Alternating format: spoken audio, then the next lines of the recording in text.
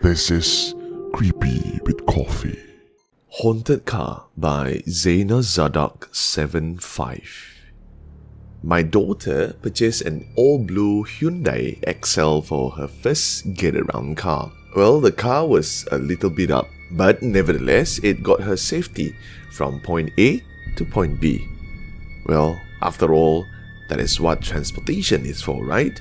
She told me one night as she glanced into her revision mirror, she saw a young girl with long pants sitting in the back seat. It was just for a few seconds, and when she looked again, the girl was gone. She said she has seen her on multiple occasions, but for some reason she never felt scared, just weirded out by the experience.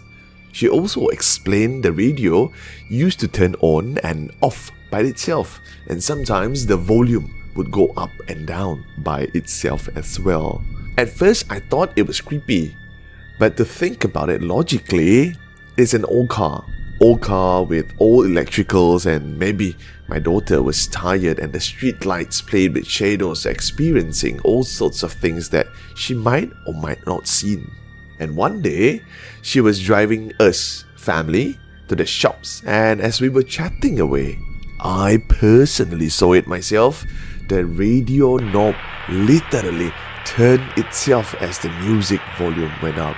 I sat there stunned for a moment and in disbelief to what I saw. I told my daughter what I've seen, and she just laughed it off and said, "See, Mum, I told you this car was haunted." I couldn't believe it. Anyway, fast forward a few months later, my daughter decided to sell the car. When the new owners got the car, within a very short period of time, the owners called and said they lost the key.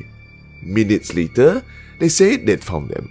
In another day, another occasion, they would call again and say the car wouldn't start. And a few minutes later, they would report back saying that the car works just fine. Just weird stuff. And another event, it was a week after my daughter sold the car, if I'm not mistaken.